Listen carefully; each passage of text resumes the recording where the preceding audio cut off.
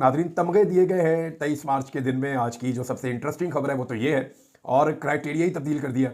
यानी एक दौर में ये तमगे मिलते थे तो इनकी बड़ी वैल्यू होती थी, और उन शख्सियात की वजह से होती थी जिनको ये तमगे मिलते थे। बहुत बड़े बड़े नाम है पाकिस्तान में जिनको ये तमगे मिले हैं, बहुत बड़े बड़े अदीब हैं, बहुत बड़े बड़े शायर हैं, जिन लोगों ने बड़ी कुर्बानियाँ दी हैं, जिनका पाकिस्तान के लिए बड़ी खिदमात है जिन लोगों की, उनको ये तमगे दिए जाते थे।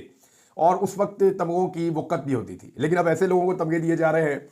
यानी मैं अगर सिंपल एक चीज़ जो मैंने गौर किया वो ये है कि जिन लोगों को ये तमगे मिले हैं उनके नामों को आप पढ़ें तो आपको एक चीज़ का आइडिया होता है कि ये तमगे बुग़्ज़ इमरान खान में बांटे गए। Simple is that. यानी आप सिंपल देखें ना, गौर करें उसके ऊपर, तो वो लिस्ट आप पूरी निकाल लें।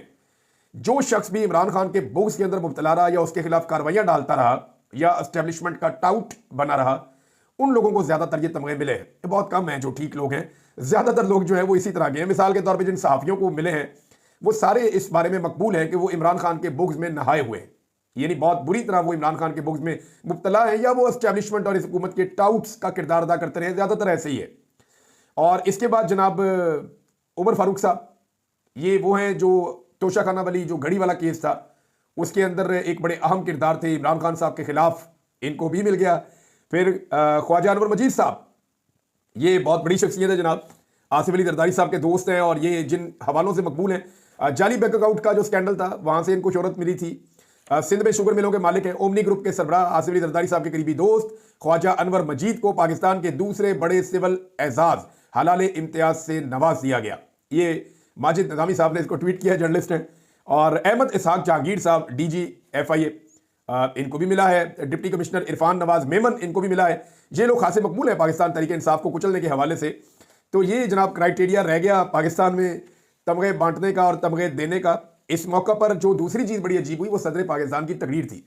यानी ये तो हमें पता था कि आसिफ अली जरदारी साहब बीमार हैं, वो बात नहीं कर पाते सही तरीके से, या वो उस तरह से एक्टिव नहीं है जिस तरह वो माजी में हुआ करते थे, लेकिन आज तो वो बहुत बुरी तरह एक्सपोज हुए हैं जरदारी साहब। जब उन्हें खड़ा किया गया तकरीर करने के लिए तो उनसे चंद अल्फाज भी ठीक तरीके से नहीं पढ़े जा रहे थे, क्योंकि उनके सामने एक तहरीरी तौर पे डॉक्यूमेंट मौजूद था जिसे उन्होंने पढ़ना था, एक तकरीर थी।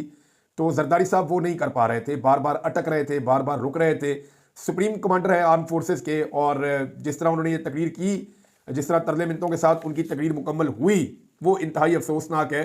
और फितनतुल खवारिज के खिलाफ वो तकरीर कर रहे थे और बड़े बुलंदोबांग दावे और दुश्मनों के नापाक अज़ाइम को नाकाम बनाने की वो बातें कर रहे थे, लेकिन उनके अंदर वो जान नहीं थी, उनके अल्फाज में वो जान नहीं थी।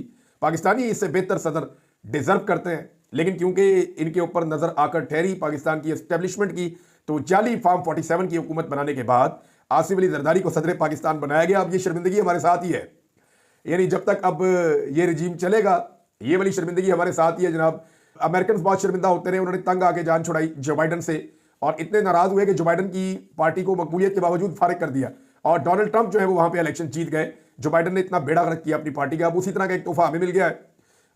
ऐसा लगता है कि जो बाइडन से बड़ी मुतासिर है पाकिस्तान की एस्टेब्लिशमेंट, तो जो बाइडन टाइप का बंदा लेकर आए, इस तरफ चल पड़ता है तो इधर ही चल पड़ता है, इस तरफ चल पड़ता है, जो बोलता है उसको समझ नहीं आती मैं क्या बोल रहा हूँ, अल्फाज टूट टूट कर उनकी अदायगी हो रही है, ना कोई लहजा है ना कोई और चीज़ है। हालांकि एक दौर था जरदारी साहब बड़े मजबूत आदमी दिखाई देते थे, बड़े ज़बरदस्त तरीके से बात करते थे, लेकिन देखें हर उरूज को जवाल है, और अल्लाह ताला ऐसा सवाल किसी को भी ना दे कि जिनके खिलाफ ये जिद्दोजहद के दावे किया करते थे आज उन्हीं के साथ खड़े हैं, बल्कि उनके जूते भी हाथों में हैं और पॉलिश भी कर रहे हैं। तो ये बड़ी अजीब चीज़ है। नादरीन, इस मौके पर 23 मार्च के हवाले से एक ISPR ने नगमा जारी किया है, और इस मरतबा जो गुलूकार चुने गए वो इस रीजन के जो मकबूल तरीन गुलूकार हैं उनमें से एक आतिफ असलम साहब। ये बड़े शानदार गुलूकार हैं, बेशुमार इंडियंस, पाकिस्तानी और जितने भी लोग उर्दू बोलते हैं वो सब उन्हें बहुत पसंद करते हैं। बड़ी ज़बरदस्त उनकी आवाज़ है, बल्कि बहुत सारे लोग ऐसे हैं जो उर्दू नहीं भी बोलते, पश्तो बोलते हैं या और ज़बानें बोलते हैं, वो भी आतिफ असलम साहब को सुनते हैं, तो बड़े ज़बरदस्त किस्म के वो गुलूकार हैं। अब उनको जनाब चुना गया ताकि मकबूल हो जाए ISPR का नगमा जो 23 मार्च को जारी किया जा रहा है। तो वैसे भी मैं आपको एक बात बताऊँ, आतिफ असलम बगैर म्यूज़िक के गुनगुना के भी अपनी कोई वीडियो सोशल मीडिया पे डाल दें तो वो मिलियंस में चली जाती है, वो इतने मकबूल गुलकार हैं।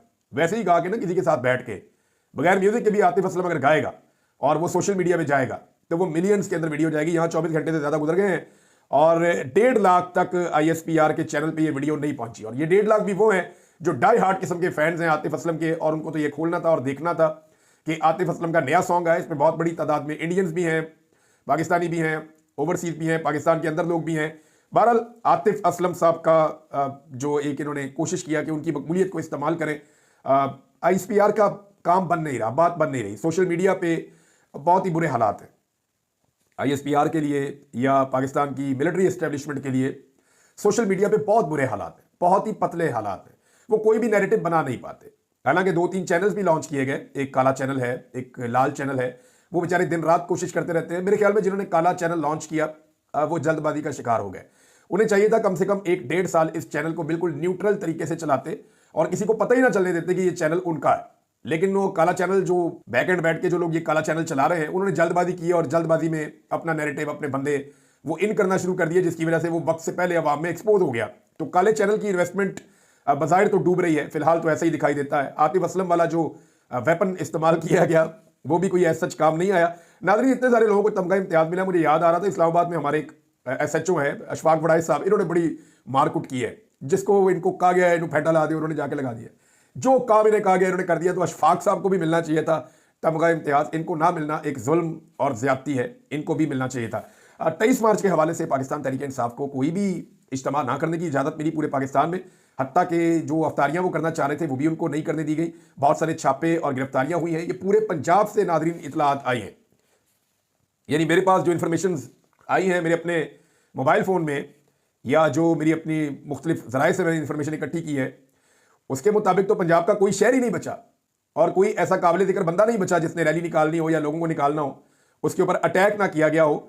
बहुत बड़े पैमाने पर पंजाब में अटैक किया गया, क्रैकडाउन किया गया। कल रात को पुलिस यही काम करती रही।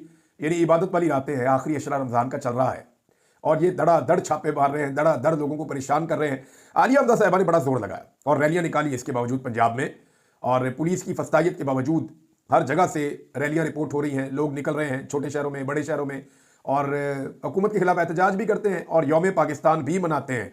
तो पाकिस्तान तहरीक इंसाफ को सारी कोशिश की जाती है दबाने की, लेकिन इसके बावजूद तहरीक इंसाफ दबती नहीं है इनसे। नाज़रीन, एक चीज़ और हो रही है और ये मैं आपके साथ डिस्कस करना चाहता हूँ।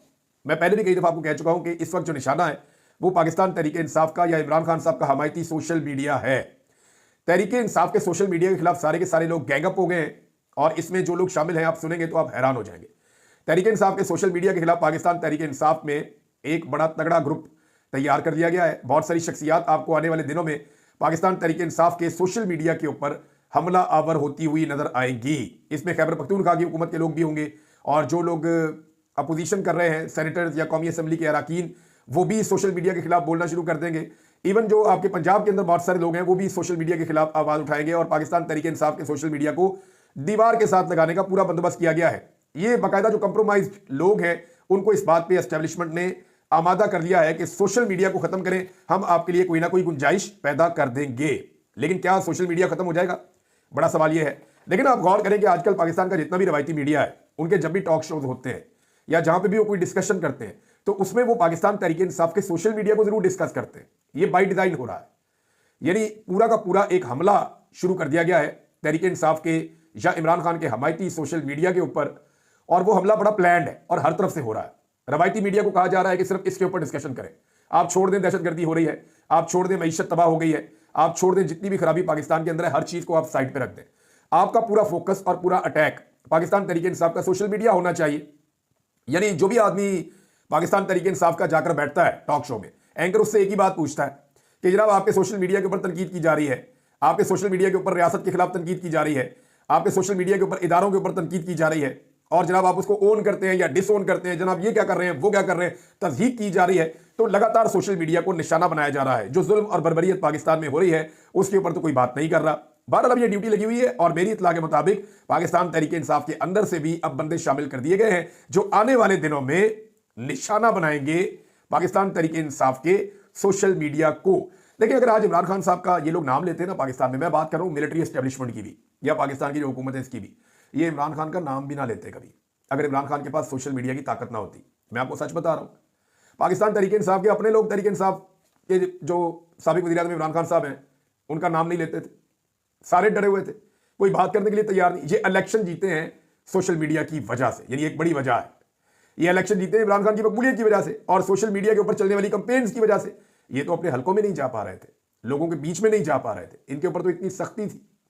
तो पाकिस्तान तहरीक इंसाफ का सोशल मीडिया अगर ना होता तो इमरान खान का ना इस वक्त नाम लिया जा रहा होता, ना वो डिस्कस हो रहे होते, और ना ही इस वक्त की एस्टेब्लिशमेंट या हुकूमत के ऊपर किसी किस्म का भी कोई भी दबाव होता। कोई दबाव होना ही नहीं था। ये आप लिख कर ले लें अगर पाकिस्तान तहरीक इंसाफ का। और जितने भी हथियार लॉन्च किए जाते हैं वो सोशल मीडिया के खिलाफ किए जाते हैं। कोई खिलाड़ी लॉन्च होता है सोशल मीडिया के खिलाफ होता है, कोई एक्टर लॉन्च होता है सोशल मीडिया के खिलाफ लॉन्च होता है, कोई फौजी लॉन्च होता है रिटायर सोशल मीडिया के खिलाफ लॉन्च होता है, कोई मौलवी लॉन्च होता है सोशल मीडिया के खिलाफ लॉन्च होता है, तहरीक इंसाफ के अंदर से कोई बंदा लॉन्च किया जाता है सोशल मीडिया के खिलाफ लॉन्च किया जाता है। हर आदमी एक दौर में आपने देखा होगा, आजकल जरा वो कम कर रहे हैं, अली अमीन गंडापुर वगैरह भी सोशल मीडिया के खिलाफ हो गए थे, याद है आपको? शेर अब्दुल मरवत साहब का प्रॉब्लम क्या था? सोशल मीडिया के खिलाफ हो गए थे। और बहुत सारे लोग हैं पाकिस्तान तहरीक इंसाफ के जो पाकिस्तान तहरीक इंसाफ के सोशल मीडिया को टारगेट करते हैं, अभी आपको आने वाले दिनों में नजर आएंगे। नाज़रीन, एक चीज और बताऊं, तहरीक इंसाफ ने ऐसा लगता है कि कंप्रोमाइज कर दिया है कुछ चीजों के ऊपर। यानी 26 नवंबर को जो कत्लेआम हुआ उसे तो ऐसा लगता है कि पसे पुश्ती डाल दिया है। ना कोई सीसीटीवी फुटेज मांगता है, ना सामने आती है, ना कोई पटिशन हाई कोर्ट के अंदर दायर की गई है कि हमारे बंदे लापता है, अभी तक उनके बारे में कोई इंफॉर्मेशन नहीं दी गई। ना ही लापता अफराद का प्रॉपर डाटा दिया गया अभी तक, ना ही उनके लवाहिकीन के इंटरव्यूज दिए गए अभी तक, ना ही शोहदा के लवाहिकीन के प्रॉपर इंटरव्यूज सामने लाए गए, ना ही जख्मियों के केसेस जो है उनको उठाया गया। बल्कि सारी लीडरशिप जो आवाम को लेकर डी चौक में गई थी वो सारी ईद अपने अपने घरों में अपने बीवी बच्चों के साथ मनाएंगे, जबकि वो आवाम जो अपनी लीडरशिप के कहने के ऊपर डी चौक की तरफ गई थी वो लोग, उनमें अभी भी सैकड़ों लोग गिरफ्तार हैं और वो लोग अपनी ईद जो है वो जेलों के अंदर करने पर मजबूर होंगे। आप अंदाजा कर लीजिए कि पाकिस्तान तहरीक इंसाफ की लीडरशिप अपने कारकुन के साथ खड़ी नहीं हुई, जबकि कारकुन अपनी लीडरशिप खासतौर पर इमरान खान के साथ पूरी ताकत से खड़ा हुआ है। चंद लोगों की मैं बात नहीं कर सकता, अलीमा खान साहिबा हो गई, कुछ और खवातीन, आलिया हमजा साहिबा हो गई, खदीजा शाह साहिबा हो गई, और कुछ खवातीन हैं। ये खवातीन ने खासतौर पर कैदियों के हवाले से या जिन लोगों के ऊपर जुल्म और बर्बरियत हुई है उनके हवाले से जबरदस्त मौक़िफ़ अपनाया है और वो इस मामले के ऊपर कुछ ना कुछ करती रहती है। जबकि नॉर्मली जो पाकिस्तान तहरीक इंसाफ की क़यादत है, जैसे चेयरमैन हो गया, सेक्रेटरी जनरल, बाकी सारे लोग हो गए, ये तो ऐसा लगता है कि कैदियों को कैद करवा के भूल गए, खुद तो ये पहुंचे नहीं डी चौक। वो बेचारे जो लोग पहुंचे उनको वहां से गिरफ्तार करवा दिया और वो गिरफ्तार हो गए, वो अभी बेचारे अपनी ईद जेलों में मना रहे हैं 4 महीने गुजरने के बाद भी। और हैरत मुझे इस बात पे होती है कि अगर आपने कंप्रोमाइज करना ही था 26 नवंबर पे कत्लेआम पे, तो आप कम से कम अपने कारकुनों को तो छुड़वा लेते, कम से कम ये जबरी गुमशुदगियां तो बंद करवा लेते। इस वक्त पाकिस्तान तहरीक इंसाफ पे बड़ी तेजी से जबरी गुमशुदगियां हो रही हैं। तहरीक इंसाफ के लोगों को एक के बाद एक अगवा किया जा रहा है और बहुत तेजी से जबरी तौर पे लापता किया जा रहा है। ये चीजें बलूचिस्तान में कबायली इलाकों में होती थी, लेकिन अब ये चीजें हम होती हुई पहली मर्तबा पंजाब के अंदर और पॉलिटिकल पार्टीज के खिलाफ इतने बड़े पैमाने पर देख रहे हैं। एमएल वली खान ने नादरीन एक स्टेटमेंट दिया है।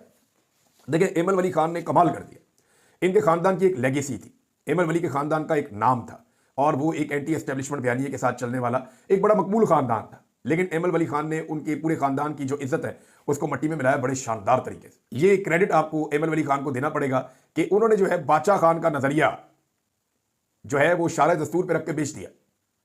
आज बादशाह खान कहीं और खड़े हैं, वली खान कहीं और खड़े हैं और एमएल वली खान जो है वो कहीं और खड़े हैं।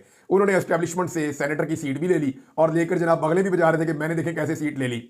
अब वो ये कह रहे हैं कौमी सलामती कमेटी के इजलास में आर्मी चीफ ने वज़ीर आज़म से कहा कि आप लोग हमें बॉर्डर पर क्यों नहीं जाने दे रहे। यानी आर्मी चीफ का मुकदमा एमएल वली खान मीडिया के अंदर आकर लड़ रहे हैं कि आर्मी चीफ तो बॉर्डर पर जाना चाहते हैं, हमें अपने कामों में उलझाया हुआ है, हमें बॉर्डर पर जाने दें ताकि हम अपना काम करें और आप लोग अपना काम करें। अब मेरा सवाल यह है कि ज़राअत के अंदर हमने तो आपको नहीं उलझाया, सिविल गवर्नमेंट ने तो आपको नहीं उलझाया, फौज को ज़राअत के अंदर, सनत के अंदर, इंफ्रास्ट्रक्चर के अंदर, सड़कें बनाने के अंदर, कारोबार करने के अंदर, रियल स्टेट चलाने के अंदर, सियाहत के अंदर और बेशुमार ऐसे शोबे हैं जिसके अंदर फौज को नहीं होना चाहिए। तो फौज तो अपनी मर्जी से इन सारी चीज़ों के अंदर आई है। आज जितने भी कारोबार फौज कर रही है वो सारे अपनी मर्जी से कर रही है। सियासतदानों ने जबरदस्ती तो नहीं कहा कि ये कारोबार आप करें, और सियासत में मुदाखलत भी फौज अपनी मर्जी से करती है। किसी भी आर्मी चीफ को एक्सटेंशन चाहिए होती है और उसके लिए वो सियासत में पूरी तरह से मुदाखलत शुरू कर देते हैं। अब आर्मी चीफ की अगर ये ख्वाहिश है भी तो ये गंद का टोकरा जो है, ये जो गंद का टोकरा है, ये इसी मिलिट्री रिजीम में तैयार हुआ है ना, तो ये उठा के आपको फिरना पड़ेगा। ये सारे नालायक हैं, नकम्मे हैं जिनको लाकर बिठाया गया है। अब ये गंद का टोकरा जो तैयार हुआ है, चूचू का मुरब्बा, इसको सर पे उठा के आपको चलना पड़ेगा। ये आपके साथ ही नत्थी हैं, इनसे अब आप पहलू तय नहीं कर सकते। ना ये बोल सकते हैं, सदर को सुन लिया आपने, ना ये चल सकते हैं सही तरीके से। एक कानून तो ये खुद से पास नहीं कर सकते। अब ये जो ख्वाहिश है कि हम बॉर्डर पे चले जाएं, वो तब तक पूरी नहीं हो सकती जब तक ये लूली लंगड़ी हुकूमत बैठी हुई है। ये हुकूमत जाएगी, अवाम के मैंडेट वाली हुकूमत आएगी और फिर वो फौज को फौज के आईनी किरदार के अंदर भेजेगी, फिर जाके फौज की इन सारी चीजों से जान छूटेगी। वैसे जुमले बड़े मजेदार है अगर वाकई आर्मी चीफ ने बोले हैं, जो कि एमएल वली खान ने रिपोर्ट किए हैं। बोलने में और करने में जब फर्क होना तो फिर मजा नहीं आता। आप कर कुछ और रहे हूं आप बोल कुछ और रहे हों तो बड़ा अजीब लगता है, और फिर इस तरह लोगों का जो है वो ट्रस्ट भी खत्म होता है। नादरीन, एक और चीज़ है कि हुकूमती वुज़रा ने, यानी इसके साथ ही खबर को जोड़ दें आप, एक तरफ अहमद वली खान कह रहा है कि आर्मी चीफ कहते हैं बॉर्डर पे जाना चाहते हैं, हम किसी चीज़ में मुदाखलत नहीं करना चाहते। ऊपर से दो हुकूमती वुज़रा ने स्टेटमेंट दिया इसी दौरान में, जब अहमद वली खान ये कह रहे थे तो दो हुकूमती वुज़रा जिनमें बैरिस्टर अकील और राना सनाउल्लाह है, वो दोनों जब एंकर्स ने उनसे पूछा फैसलों के हवाले से और वजारत दाखिला में 3-3 वजीर होने के हवाले से, तो उन्होंने कहा जी फैसले तो जहाँ होने होते हैं वहाँ हो जाते हैं, जिन्होंने फैसले करने होते हैं उन्होंने ही करने होते हैं, जिन्होंने काम करना होता है उन्होंने ही करना होता है, वजीरों का क्या काम है। यानी हुकूमत एक तरफ ये कह रही है कि हमारा भाई कोई लेना देना नहीं है, हम ना लॉ एंड ऑर्डर को देखते हैं, ना दाखिला को देखते हैं, ना खारजा को देखते हैं, मुल्क को हम नहीं चला रहे, मुल्क को पाकिस्तान की मिलिट्री एस्टेब्लिशमेंट चला रही है। दूसरी तरफ अहमद वली खान साहब कहते हैं कि नहीं नहीं, वो तो चाहते हैं कि वो चलाएं ही ना। एक तरफ जो वुज़रा है वो बेबसी का इजहार कर रहे हैं, दूसरी तरफ जो अहमद वली खान है जो एएनपी, यानी मैं तो कहूंगा ये किस तरफ चल पड़ी है एएनपी। मुझे कभी भी उम्मीद नहीं थी कि एक ऐसी जमात जो एंटी एस्टेब्लिशमेंट जमात के तौर पे जानी जाती है वो एक टाउट जमात बन जाएगी और एएनपी अमली तौर पे खत्म हो जाएगी। देखिए ये जमात जो है वो, इसका नजरिया ही एक था एंटी एस्टेब्लिशमेंट होना, और जिस तरह ये जमात प्रो एस्टेब्लिशमेंट बना दी है अहमद वली खान साहब ने, तो इसके बाद तो इस जमात का नजरिया खत्म हो गया, और जब किसी जमात का नजरिया खत्म हो जाए तो वो जमात अमली तौर पे मौजूद नहीं रहती। जरदारी साहब नाजरीन नहरें निकालते हैं और पीपल्स पार्टी उसके खिलाफ बयानियां बनाती है। मैं हैरान हो रहा हूं कि ये ऐसा कैसे कर सकते हैं। मैंने आपको सबूत दिखाए कि आसिफ अली जरदारी साहब ने अहकामात जारी किए कि ये 6 नहरें फौरी तौर पे बनाई जाएं और पंजाब के अंदर पानी रोका जाए और चोलिस्तान के रेगिस्तान में ये पानी भिजवाया जाए, जहां पे पाक फौज के जेर इंतजाम ग्रीन पाकिस्तान इनिशिएटिव के तहत जो है वो काश्तकारी शुरू की जा रही है। और मैं आपको फर्क बताता हूं, मुझे कुछ किसानों ने बताया कि जो जरखेज ज़मीनें हैं पंजाब की, जिनके ऊपर सोसाइटियां बना के पैसा बना लिया गया है, वहां पे जहां 1 लीटर पानी लगता था जिस फसल के लिए, वही फसल अगर लगाई जाएगी चोलिस्तान में तो 4 लीटर पानी लगेगा और बाद औकात इससे भी ज्यादा लगेगा। तो ये इतना पानी अब जाया होने जा रहा है। पाकिस्तान पहले ही पानी की किल्लत का शिकार है। अब पीपल पार्टी जनाब सिंध के अंदर एहतजाज करती है, मिनट बाद उनका कोई ना कोई बयान आ जाता है कि जी नून लीग को हम पंजाब में नहरें नहीं निकालने देंगे, इनका पुराना ख्वाब है, हम इनको रोकेंगे। और भाई सदर पाकिस्तान आसिफ अली जरदारी ने इसके ऑर्डर्स दिए हुए हैं और उसके सबूत मैं आपको दिखा चुका हूं कि खुद अहकामात दिए हैं कि फौरन निकालो ये 6 नहरें और जबरदस्त तरीके से निकालो, इनको कंक्रीट करो इनकी किनारियों को और जबरदस्त तरीके से इस काम को मुकम्मल करें। जरदारी ऑर्डर देता है और सिंध के अंदर जरदारी की जो पार्टी है वो उसके खिलाफ जो है वो एहतजाज करती है और नाम लगाती है नून लीग का। दिस इज कॉल्ड नूरा कुश्ती। इमरान खान ने हमें बताया था कि ये नूरा कुश्ती करते हैं, हमें समझ नहीं आ रही थी पाकिस्तानियों को, लेकिन अब बड़ा क्लैरिटी के साथ समझ आ गया नूरा कुश्ती है। नाज़रीन, एक काम पाकिस्तान ने बहुत अच्छा किया है। पाकिस्तान के नुमाइंदा खुसूसी बराए अफगानिस्तान मोहम्मद सादिक, ये अफगानिस्तान के 3 रोजा दौरे पर गए हैं, सबूत भी लेकर गए हैं कि अफगानिस्तान की सरजमीन पाकिस्तान के खिलाफ इस्तेमाल होती है। मैं उम्मीद करता हूं कि ये दौरे में से कुछ मुस्बत चीज़ें निकलेंगी और अफगानिस्तान के वज़ीर ख़ारजा के साथ इनकी मुलाकात भी है और अल्लाह करे कि यहाँ पे सेंस प्रिवेल करे और दोनों ममालिक एक ऐसे रास्ते की तरफ चले जहां से अमन की तरफ एक नया सफर शुरू किया जा सके। अब तक के लिए इतने, अपना ख्याल रखिएगा, अपने चैनल का भी। अल्लाह हाफ़िज़।